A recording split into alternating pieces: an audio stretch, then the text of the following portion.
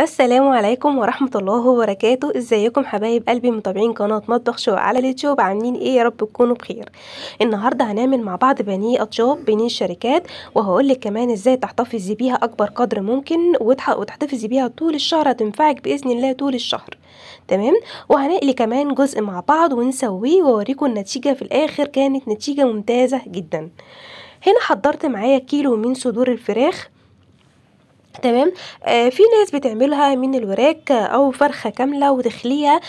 لكن الصراحه انا لما بجيب لكم وصفه لازم تبقوا عارفين ان انا بجيب لكم افضل طريقه وابسط طريقه، وتبقى افضل نتيجه في الاخر. تديكي نفس الطعم بتاع الحاجه اللي احنا بنشتريها من بره بالظبط.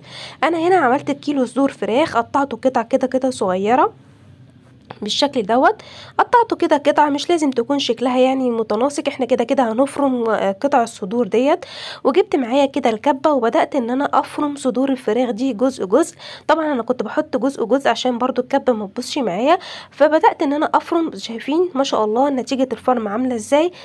بقت نتيجه كريمي جدا. تمام. طيب بعد كده، بعد ما فرمت صدور الفراخ حطيتها في بوله غويطه ونزلت عليها على طول بربع كيلو من الفيجيتار.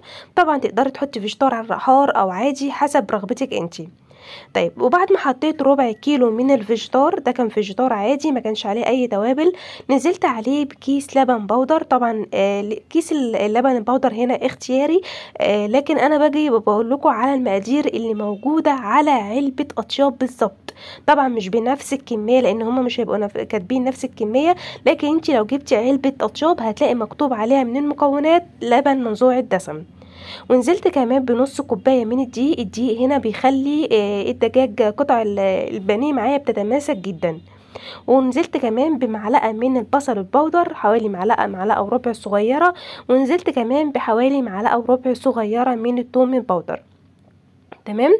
انا هنا بحط التوابل بتاعتي بقى بتاعه الخلطه بتاعه البانيه، علشان الفيجيتار اللي معايا ما فيهوش اي توابل، فببدا اظبط التوابل بقى حسب رغبه كل واحد. ونزلت كمان بمعلقه صغيره من الملح، ونزلت كمان بمعلقه صغيره من الجنزبيل. لو عندك فلفل اسمر اللي هو بيبقى لونه ابيض، فلفل ابيض، تمام، هيبقى كويس جدا معاكي. ممكن تحطي حبه بابريكا. المقادير والتوابل اللي تحبي تحطيها ابداي حطيها في الوقت دوت. انا نزلت بحبه شطه صغيرين، طبعا التوابل دي بقى حسب رغبتك انتي. وبعد ما خلصت كل التوابل بتاعتي بدات بقى الم كل اللحمه بتاعت الصدور الفراخ معايا بالتتبيله اللي احنا عملناها مع بعض. طبعا الخلطة دي بتاعتي هنا هتتلم ازاي؟ هتتلم بنص كوباية من المية، هتظبط الدنيا معاكي خالص. بس انا هنا قلت بس الم كل المكونات الاول كده بحيث تندمج مع بعض، وبعد كده انزل بنص كوباية المية. طبعا الخلطة اللي احنا عملناها مع بعض دي هبدأ تاني ان انا افرمها تاني في الكبة عشان تندمج وتتجانس مع بعض اكتر بزيادة. كده خلاص انا حطيت نص كوبايه الميه اللي كانت معايا، وهبدا بقى انزل بالخلطه بتاعتي دي كلها في الكبه، وابدا افرمها جزء جزء تاني لحد ما قوامها كلها يتجانس ويتماسك مع بعضه. زي ما انتوا شايفين اهو، انا بدات اخد جزء جزء وابدا ان انا شايفين بدات كده اجرب حته معايا لقيتها قوامها ممتاز جدا وسهل التشكيل، ويلا نبدا نشكل مع بعض. خلاص كده الخلطة بتاعتي خلاص أصبحت جاهزة. جبت كيس تلاجة وبدأت أحط فيه قطعة كده مدورة، وبدأت إن أنا أشكلها بإيديا، أفردها بإيديا. ابدأي كده ارسميها بإيديكي وتحاولي تجيبيها نفس الشكل اللي احنا بنجيبه من أطياب بالظبط. شايفين بكل سهولة طلعت معايا أول قطعة، كان شكلها جميل جدا. شايفين الحجم عامل ازاي؟ خلوا الحجم بتاعها وسط، ولا رفيعة جدا ولا تخينة، بحيث ان هي تستوي معاكي في الزيت بسرعة، وفي نفس الوقت تكون فيها قطع لحم تحس بطعمها عند التسوية. اهو شايفين انا بظبط الشكل جوه الكيس بكل سهولة، بتطلع معايا سهلة جدا وبنفس الشكل اللي احنا بنشتريه من بره، بل اجمل كمان وكمان. طيب هقول لكم كمان على فكرة هنا يا بنات، بصوا انا حطيت قطعة كده من الدجاج جوه الكيس وبدأت اعلم بالمعلقة من فوق، والكيس بيفضل معايا سليم وتمام. شايفين؟ وبطلع الشكل معايا بيفضل سليم، والقطع اللي هي الزيادة بتفضل جوه الكيس، فبتطلع بكل سهولة معايا. خلصت كل الكمية بالشكل اللي انتوا شايفينه ده. بسم الله ما شاء الله، الله اكبر. شايفين كمية قد ايه؟ كيلو دجاج، كيلو صدور من الفراخ. شايفين ما شاء الله عملت معايا ما يقرب من 30 قطعة. يعني انت لو عايزة تعملي عزومة والدنيا على القد وعايزة تظبطي الدنيا بكيلو بانيه واحد بس هتشرفي اسرتك وهتعملي احلى عزومة. ما شاء الله الكمية كانت جميلة جدا. انا هبدأ بقى اقول لكم على الخطوة اللي بعد كده عشان نكمل معانا طريقة عمل بانيه الاطياب او بانيه الشركات. هبدأ كده اجيب اول صينية عملتها معاكم واجيب حضر بقى. انا كنت جايبة حوالي نص كيلو من ده، بيسموه في ناس بيسموه كورن فليكس، في ناس بيسموه سناكس، في ناس بيسموه مقرمشات، حسب بقى الاسم اللي بيسموه عند كل عطار.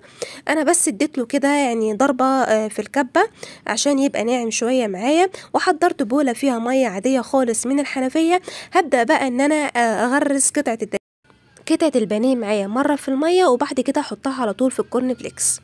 تمام زي ما انتوا شايفين اهو. اخلص كل الكميه بنفس الشكل دوت وارجع اعملها مره تاني. يا جماعه اعملوها مره تاني بعد ما تخلصوا كل الكميه بالشكل دوت، نزلوها مره تاني في الميه وبعد كده مره في الكورن فليكس، بيبقى عملتي معاكي طبقتين وهتطلع معاكي بنتيجه ممتازه. طيب طرق حفظ بقى البانيه دوت ازاي في الفريزر. زي ما انتوا شايفين انا حضرت بوكس كده، وبين كل طبقه وطبقه حطيت كيس بلاستيك بتاع تلاجة، وبدات اقفل العلبه بغطا محكم. شايفين بسم الله ما شاء الله، الله اكبر، عمل معايا كميه قد ايه. وكمان خليت جزء عشان اسويه معاكم في على البوتاجاز كده في الطاسه، واوريكم النتيجه بتاعته كانت ممتازه ممتازه ازاي. والله العظيم يعني ريحته وطعمه ما تفرقوش خالص عن بره، بل بالعكس اجمل كمان. يا جماعه حاجه البيت والله العظيم بتبقى اجمل مع عمايل ايديكي. انت ضامنه نوع اللحمه نوع الفرخه، انت حاجه ذبحها قدامك وحاجه شايفه ما شاء الله اطعم من اللي احنا نشتريه من بره. الله اعلم مصدر الفراخ دي ايه، وهل هي اصلا معموله من لحمه ولا شكلها ايه، الله اعلم. اعملي كل حاجة في البيت ووفري. دلوقتي الخمس ست قطع من الدجاج أطياب دوت بحاجة 50 جنيه. احنا هنا بالحاجة 50 جنيه اللي هو سعر الكيلو بانيه عملنا ما يقرب من 30 قطعة من دجاج أطياب. تقدري تضاعفي الكمية براحتك، تقدري تعملي نفس الكمية اللي يعجبك وتحتفظي بيها في بوكس في الفريزر طول الشهر، أو تعمليها على الأكل بألف هنا وشفا. حلقتنا النهارده طريقة عمل بانيه أطياب بانيه الشركات. يا رب تكون الحلقة عجبتكم. لو عجبتكم متنسوش تضغطوا لايك وشير واشتراك في القناة. بحبكم في الله.